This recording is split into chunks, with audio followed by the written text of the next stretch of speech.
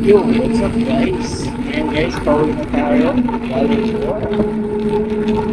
And mag-isang taon na pala ako guys, nag-i-scooter ng pauwi. Hindi na mabagang oras ko lang. Pero tinuwi ko. 8 a.m. to 7 a.m. Alas 7 na po ng gabi. Ito ang aking binabagtas. Gabi-gabi. Pauwi sa aking accommodation. And guys, nagtatanong pala kung bakit ako naka-scooter. Wala lang, trip ko lang. Hindi guys, dahil ayaw kong lumipat ng accommodation kasi yung service namin ay hindi na nagsasakay galing sa dati ng accommodation. Nagsipag-ibat na sila sa Upsalan. Eh malayo yun dito. Ay guys, matigas yung ulo ko, ayaw kong lumipat. And siyempre, pag matigas ang ulo, gastos yan. Ayan. Pag matigas ang ulo, gastos. Siyempre, bumili tayo ng ating service. Ito na nga scooter. Bumili tayo. Gumastos tayo ng bali nasa 1,500 na lahat sa scooter. Dahil binilang ko siya ng bagong gulong, dalawang gulong na solid tire para hindi na siya ma-flat.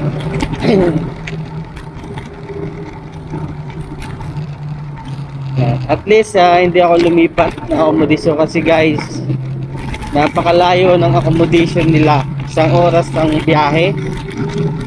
At siyempre pag service na ay kailangan antayin pa lahat ng empleyadong pauwi. Mag-aantay ko pa talaga. Kaya imbis na yung pahinga, imbis na makakapagpahinga ka ng maaga, hindi. Kahit sa biyahe pagod ka. Kaya bumili ako guys sa scooter. Siyempre ginagamit ko din itong pang service sa aking pagja-jogging. Siyempre sa last na upload ko, pinakita ko sa inyo kung saan ako nagja-jogging. And ngayon dito ako guys, dumadaan pagpauwi. Sinasalubong ko talaga guys sa mga sasakyan. Sinasalubong ko talaga yan guys. Siyempre sa tabi tayo, para tayong lata dyan. Pag binangga natin yung mga yan, tabi lang guys. Doon sana yung daan ko guys sa kabila. Kasi dito ako nadaan para hindi na ako umikot. Hindi na ako umikot sa kabila. Wala kung naiintindihan nyo ako or naririnig nyo ako. Joke lang. Hindi ko alam kung naririnig nyo ako kasi wala akong mic. Makita nila mamaya pag-iinit kung maririnig nyo ako. Uy, munti ka na ako. Munti ka na. Hindi na tumabi. Ayan. And padaan tayo dito sa stoplight. Siyempre, hindi natin lang baka sirayang sa bike na yan. At tumadjump ako dyan. And stop tayo dito. Go. Naka-go. Dito tayo mag-i-stop sa gitna. Siyempre wala ka nakita sa sasakyan. Go. Go. Siyempre pag-antay mo mag-go yan, baka mamaya ka pagkakalis. Dahil hindi natin alam kung sira yung mga stoplight na yan. Walang sasakyan. Go. Kasi minsan guys, sira yung mga yan. Baka pag-antay mong naka-go, sira pala. Kaya pag walang sasakyan, ano na kayo, tumawid na kayo guys. Kasi lagi ako nadaan dito, inaantay ko yung dati. Wala, hindi nag-go-go. Pala sira. And dito ako nadaan sa bike lane. Pag dito na ako parking. Ang biyahe ko dito guys, sinabot ako ng 16 to 18 minutes na biyahe. Pag hindi tayo naabutan ng stoplight guys, mas mabilis. Inaabot lang ng 11 minutes. Pero pag ay nabutan ka ng stoplight, Buti ka ng siyam-siyam, 16 to 20 minutes guys. Yan. Dito ako dumadaan siya sa loob ko talaga guys yung sasakyan. Yan po, nasa loob ko talaga yan. Nasa loob ko talaga guys yung mga yan. Happy 1 year and 1 month na ako dito guys. Yan. Malapit na tayo mag 2 years and soon sa Europe naman tayo guys, soon. Nag-aantay tayo ng ating working permit. Isang buwan nang napaprocess yung ating working permit. Isang buwan na guys. Salubungin ko yan guys. Salubungin ko yan, pero sa tabi tayo. Yan. Tabi lang tayo guys. And dapat pag naka-scooter kayo guys ha, dapat alerto kayo kaliwat kanan, diretso and pray. Yan. Pag pray niyo yung ay mga kasalubong nyo or yung mga nasa likod nyo, pag pray niyo sila, hindi lang ikaw yung nagpipray para sa sarili mo. Pag pray niyo na huwag kang banggain at huwag kang mabunggo pag nang nasa likod mo, and hindi sila mawala ng preno or maging okay sa kanila. Yan. Ganyan guys pag nagdadrive tayo, hindi lang yung sarili nyo pinagpipray nyo, kung hindi pati yung mga nakakasalubong nyo at mga sumusunod sa inyo guys. And pag ganyan, hina yan. Saan sumusulok. Magaling tayo mamina guys. Dati tayong driver ng motor eh. Ayan guys, pag ganyan guys, napakaraming mga kasalubong. Ang ginagawa ko, umakit ako dito. Yan. Dito. Yan. Kasi pag sinalubong mo sila dyan, mabangga ka dyan. Yan. Sakto guys na marami tayong nakasalubong. Hindi natin nasalubungin yan. Yan. Dito lang tayo sa tabi. And buhat ulit ang ating scooter. And antay natin matapos itong makadaan. Dahil yung guys ay mga magpapagasolina dyan. Magpapagasolina sila. And may isa pa. Last.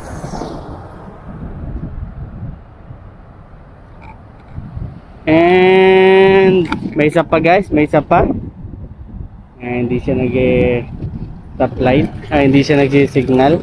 Okay guys, yan. Pag pupunta kayo sa kaliwa, huwag niyo makalimutan guys mag-signal, okay? Para alam naman nakakakita kung saan kayo pupunta. It's very simple traffic advisory yan. And tabi tayo guys, dalawang magkasunod dyan. Ayan guys, yan. Dito ako natatagalan guys pag naka-stop. Yan. Siyempre, stop tayo dito. Stop tayo. Pero pag walang sasakyan diyan guys, nadiretso ako. Pero marami sasakyan para diretso sana dun, no? Hindi natin maubos yung sasakyan. Pag naubos na guys, okay, go na tayo. And dito naman tayo titigil guys. Dito naman tayo titigil. Mag-aantay na naman tayo. Pag go natin dito,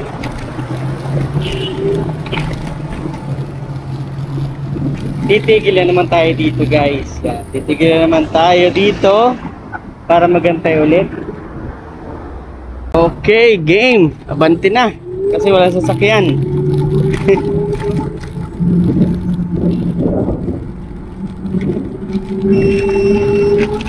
Ayan guys, sa mga pagpala tumutunog na yung scooter ng ganun automatic na nabilis na yun guys. And papunta tayo sa kaliwa. Meron dami sasakyan sa likod. Dami sasakyan sa likod. Okay, punta tayo sa kaliwa. Yan, libre. And guys, dito ako nadaan para mabilis kasi pag dyan sa kanan, dami pang natigil dyan. Lagi lang ako sa tabi. Ayan, dapat talaga pinag-pray nyo guys yung mga nasa likod nyo. Dahil, yan, pinusinahan tayo. Ibig sabihin, tumabi pa tayo.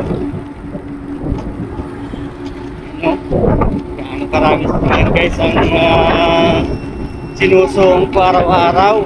Gabi-gabi pa lang. Yan.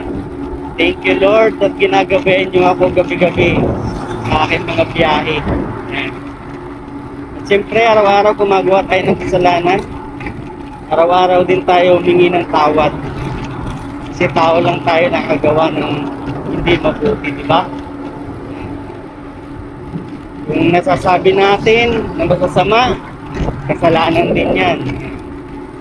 Sa katrabaho natin, nakikipag-away tayo, nakikipagtalo tayo, yan, kasalanan din yan. Hindi yan mawawala sa trabaho yung nag-aaway,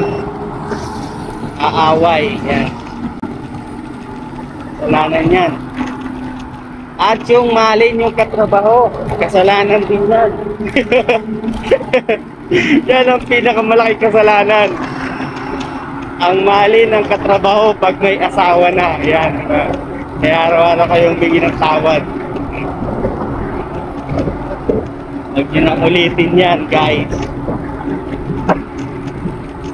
Ayan guys, may nagasunod sa atin. Kaya napuputin sa kanan. Tingka, hindi tayo puputin. Putin sa kanan eh. Ayan. Kaya hindi kita nakikita. Tingka sa nasa likod. Basta nakasunod sa akin, puputin sa kanan. Dahil may mga intersection sa kanan. And yung mga papasok. Ayan, salamat at pinagbigyan tayo. Yung iba, sumisingit eh.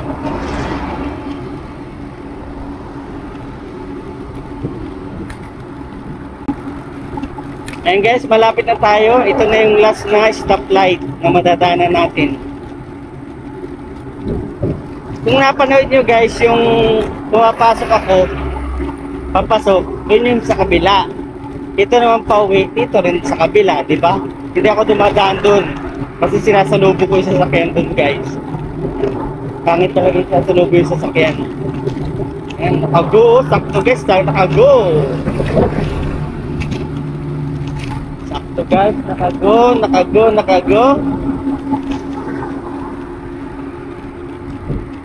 Tingnan mo natin sa likod kung may papasok. Okay, pasok.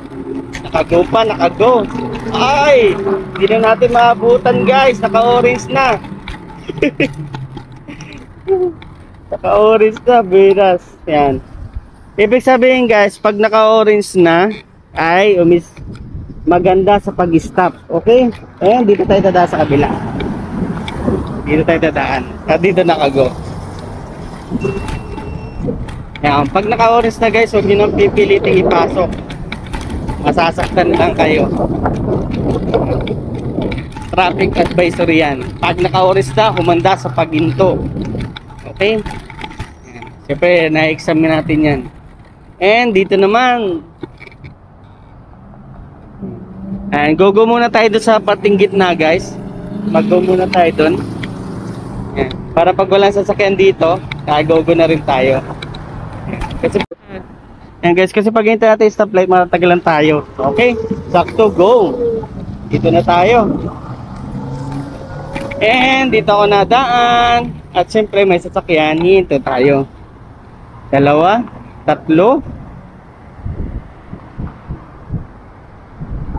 Okay, go!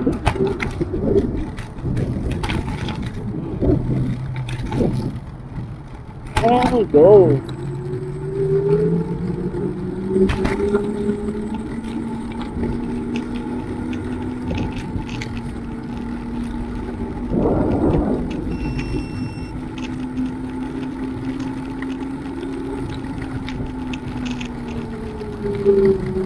And dito rin ako guys nadaan pag pumapasok ako. Yan guys, may papakita ko sa inyo yung bagong ginagawa dito. Hindi ko ito kung commercial o ano. Kung ito guys ay isang commercial na establishment, napakaraming trabaho ang nag-aantay sa inyo sa mga nasa Pilipinas dyan o saan ng sulok ng bansa India, Indonesia, Nepali, yan. Napakarami nag-aantay sa inyong trabaho. Yan guys. So, yan. Yung ginagawa dito ngayon. So guys. Napakarami nag-aantay sa inyong trabaho dito. Yan. Kung ano man yung ginagawa dyan. Yan guys. Oh. Yan. Hanggang doon yan. Paikot doon. Isang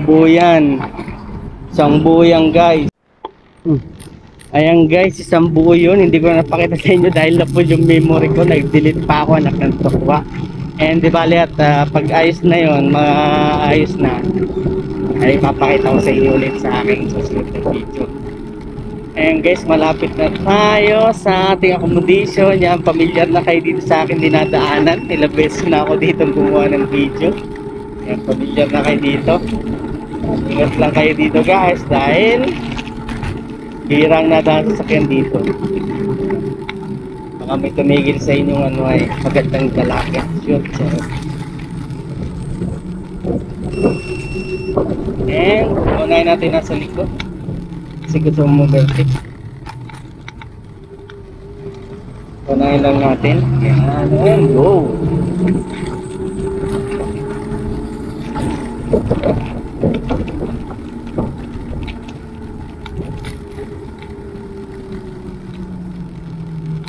Ayan guys, sino yung relate dyan? Ayan. Pag dumadaan kayo sa mosque, nakikihilang kayo. Yung mga lagi na papaiidyo pag dumadaan sa mosque. Ayan guys, minsan kasi guys, naiiyak ko dyan ako umiiyak sa mosque. Minsan nga, pinasok ko yung chinilas, pinagalitan ako. Tawal pala yun. Ayan guys. May share kayo sa mosque yung chinilas nyo. Ay, sapatos pala. Sapatos na tatanggalin mo. Sapatos mo muna. Tinanggal. Tinanggal ka.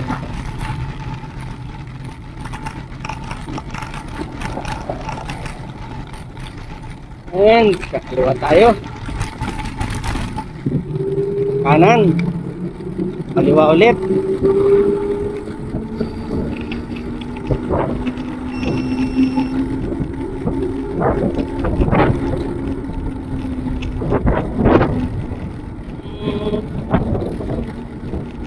Ayan, pamilyar na kayo dito guys, no? Ibig sabihin, malapit na ako. And kakanan ko guys, yung dati doon ako diretso lang. Ngayon yung ako'y kakanan kasi nagbago na kami ng accommodation.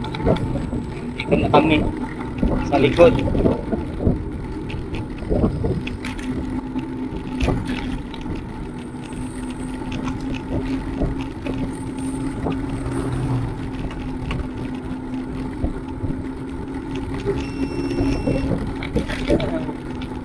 Ayan guys, dito na tayo. Inabot din tayo ng ilang minutes? 24 minutes. Inabot din tayo ng kalating oras guys. Kulang-kulang kalating oras din ang biyahe natin. Kung 10 minutes naging kalating oras na ba yan?